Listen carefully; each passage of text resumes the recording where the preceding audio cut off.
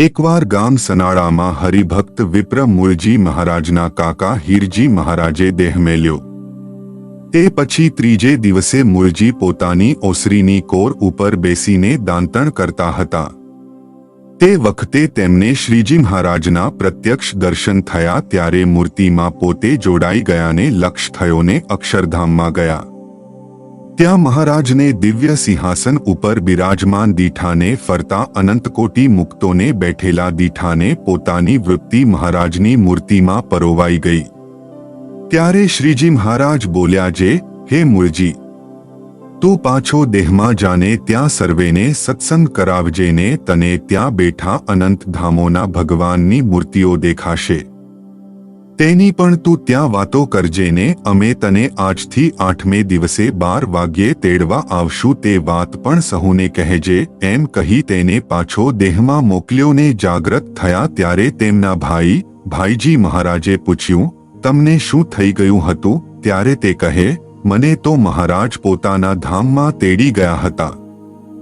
એમ કહીને પછી બપોરે જમીને ચોરે ગયા ને ગામના માણસોને ભેગા કરીને અક્ષરધામના સુખની વાત વર્ણવીને કરીને બીજા પણ ધામોની વાત કરી તથા લોકલોકાંતરની વાતો કરી અને 4 વેદ તથા 6 શાસ્ત્ર અને 18 પુરાણની પણ વાતો કરી. પછી કહ્યું, જે મારે આનાથી 8મે દિવસે દેહ મેલીને સ્વામિનારાયણના ધામમાં જાવું છે. તે વાત સાંભળી સહુ આશ્ચર્ય પામી ગયા. તે વખતે ગામના કાઠી દરબાર તથા લીંબો પટેલ તથા નીલ ઠક્કર તથા દેવચંદ ઠક્કર વગેરે સહુએ કહ્યું, જે તું 8મે દિવસે ધામમાં જા તો અમારે સર્વેએ સત્સંગી થાવું ને સ્વામિનારાયણની કંઠી બાંધવી. ત્યારે મૂળજી મહારાજ કહે, જરૂર 8મે દિવસે મને મહારાજ તેડી જાશે. પછી 8મે દિવસે તેના કાકાનું 11મું હતું. તેથી કારજ ઉપર આવેલા સર્વે વિપ્રોને સવારમાં બોલાવીને વાત કરી, જે આજ 12 વાગ્યે મારે દેહ મેલવો છે, માટે તમે કણબીની ડેલીમાં બંદોબસ્તવાળું મોટું ફળિયું છે ત્યાં રાંધવાનું રાખો ને 12 વાગ્યા પહેલા જમીને પરવારી જાજો.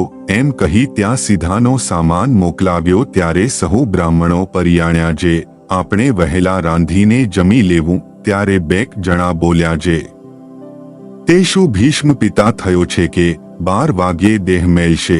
એમ વાતો કરતા સહુ 11 વાગ્યે જમીને પરવારી ગયા ને ભાઈ સર્વે મૂળજીભાઈ પાસે આવ્યા ને ગામના દરબાર પણ પોતાના ચાકર લોકોને સાથે લઈને આવ્યા તથા પટેલ અને ઠક્કર વગેરે પણ આવ્યા. એન તે વખતે મૂળજી મહારાજે ઘડીએક સહુ પાસે સ્વામિનારાયણ નામની ધુન્ય કરાવી. પછી કહ્યું, હવે રાખો. પછી સહુ સગા વહાલાને ભલામણ કરી, જે મારી વાંસે કોઈ રોશો નહીં ને સાકર વહેંચજો. કારણ કે આ સનાળા ગામનો ગરાસ મને મળે તો તમે રાજી નહીં. ત્યારે સહુ સગા વહાલા કહે, અમે રાજી થઈએ. પછી વળી મૂળજી મહારાજ બોલ્યા, મને વડોદરાનું રાજ્ય મળે તો? ત્યારે તેના સગા કહે, ત્યારે અતિ રાજી થઈએ. પછી મૂળજી મહારાજ બોલ્યા, આ સમયે મને અક્ષરધામની પ્રાપ્તિ થશે તો કરોડ વડોદરા મળ્યા તેમ જાણજો. એમ વાત કરતા 12 વાગ્યાનો વખત થયો. ત્યારે મૂળજી મહારાજ સહુ માણસોને જય સ્વામિનારાયણ કહીને બોલ્યા, જે આ સ્વામિનારાયણ ભગવાન તથા ગોપાળાનંદ સ્વામી આદિક અનેક મુક્તો મને તેડવા આવ્યા છે, તે ભેગો હું ધામમાં જાઉં છું. એમ કહી દેહ મેલ્યો. તે વખતે બીજા પણ ઘણા માણસોને મહારાજના તથા સાધુના દર્શન થયા. તેથી સહુ આશ્ચર્ય પામ્યા. પછી ગામના દરબાર તથા લીંબો પટેલ તથા ગીલો ઠક્કર અને દેવચંદ ઠક્કર વગેરે ઘણાક માણસો સત્સંગી થયા. જય સ્વામિનારાયણ. આ ચેનલનો મુખ્ય ઉદ્દેશ્ય ધર્મનો પ્રસાર કરવાનો છે તથા ભગવાન સ્વામિનારાયણની અલૌકિક લીલા અને સારા વિચારો લોકો સુધી પહોંચાડવાનો છે, જે જીવનમાં શાંતિ અને સુખ તરફ દોરી જાય છે. આ ચેનલ પરથી જે પણ ધનરાશિ પ્રાપ્ત થશે તેમનો ઉપયોગ સમાજ સેવા, ગૌસેવા તેમજ લોક ઉપયોગી કાર્યોમાં થશે. ચેનલ સહજાનંદ ગાથા સબસ્ક્રાઇબ કરો, વિડિયો લાઇક કરો અને હા, તમારા મિત્રો સાથે શેર કરો.